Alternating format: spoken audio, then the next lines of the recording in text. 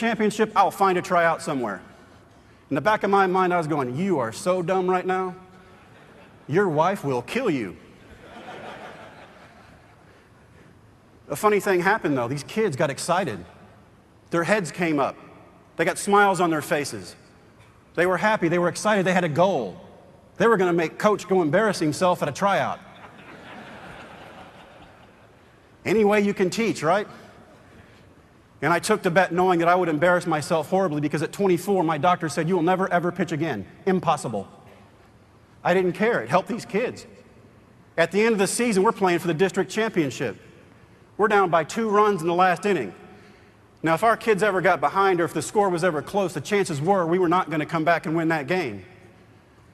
These kids came back and they scored 3 runs in the last inning. They won the championship, and I watched them celebrate like they'd won the World Series.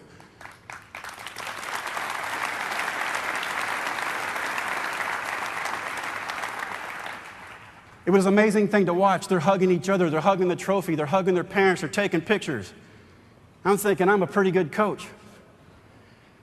And then I remembered, I got to go try out. Oh, no. Well, we finally get knocked out of the playoffs. School's over. I've got to find a tryout. I end up going to a tryout in my hometown of Brownwood, Texas, at Howard Payne University. I took my 3 kids there that day, 8, 4, and 1. My 1-year-old's still in diapers. And as I get there, I watch all these young kids get out of their cars to sign up for this tryout to go to the big leagues. Tall, thin, athletic, brand new bodies, smiling from ear to ear because they're chasing a dream. And behind them, I watch their parents.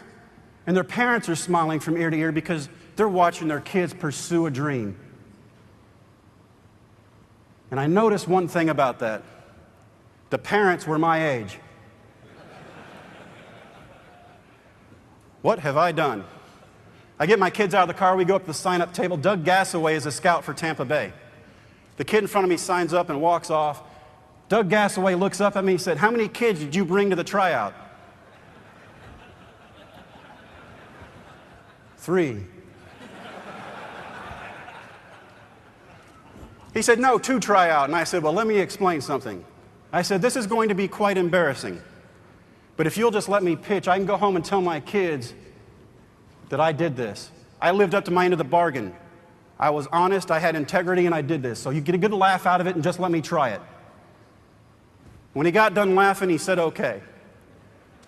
He said, but you're going to throw last. All these kids are here for serious business, and you're here for the comedy hour.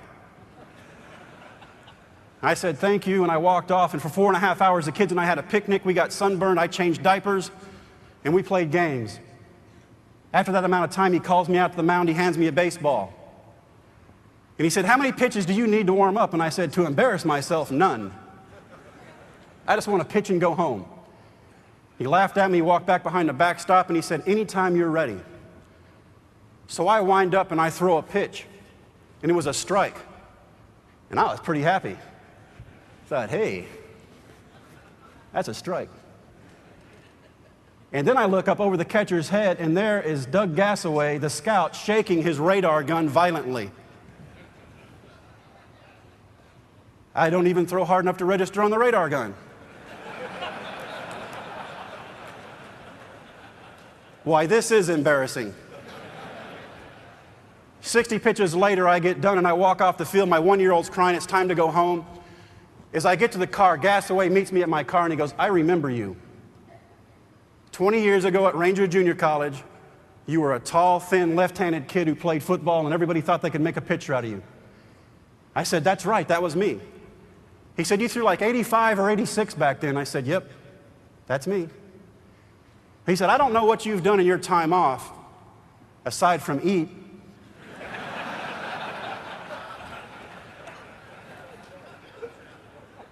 But you were throwing 98 miles an hour today.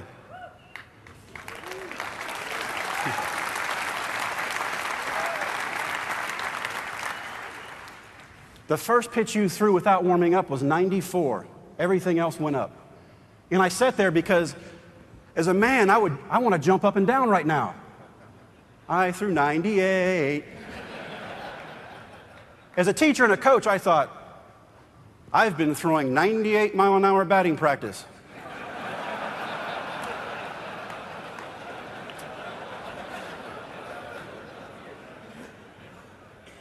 I'm getting sued, that's what I'm getting.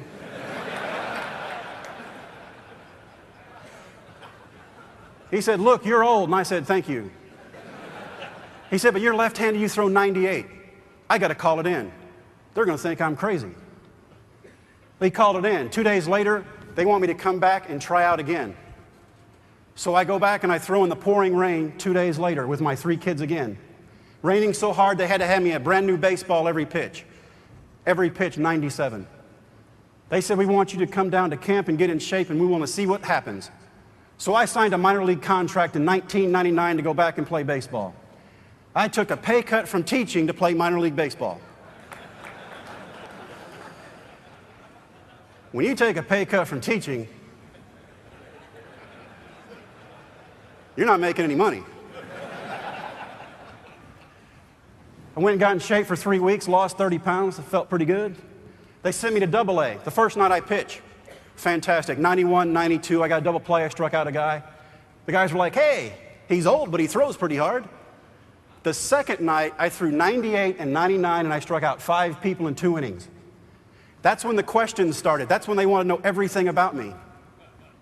They're like, so you're married? And I said, yes. We're like, how many kids do you have? And I said, well, I have 3. And then this next statement made me realize the age difference between 19 and 35. A kid in the back, I didn't even know was listening, he looks at me and goes, so like after each kid, did you start throwing harder?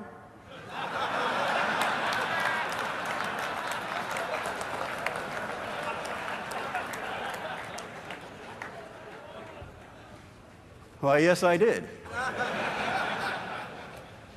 I went to AAA for 2 months, next to the best level of baseball in the world. Guys on their way up, guys on their way down, guys just trying to hold on to their dream. It was an amazing time for me. I wasn't making the decisions anymore, I was a decision. The manager put me in when he wanted me to pitch. I was a kid again, I was living that dream.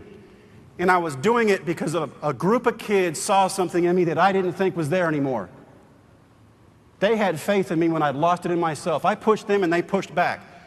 And now I'm one phone call away from achieving a lifelong dream. Unbelievable. At the end of those 2 months, I get called up. In September of 1999, 3 months after grading physics and chemistry finals, I'm in the big leagues. The first place we play is at the ballpark in Arlington, where I live in Texas. I'd been gone for 3 months. I'd not seen my kids, I couldn't afford to bring them out. My son and I had done homework over the phone. But now I'm achieving my dream. The high school kids showed up at the game. Kids I coached against showed up at the game. My family showed up. Everybody was happy. People that said they knew me from high school showed up. I have no idea who they were. But I'm in my home state with my family and my friends and my high school kids watching me achieve a dream. When I pushed, they pushed back. And we each came out better on the other side. It's amazing what you can do if you just don't quit.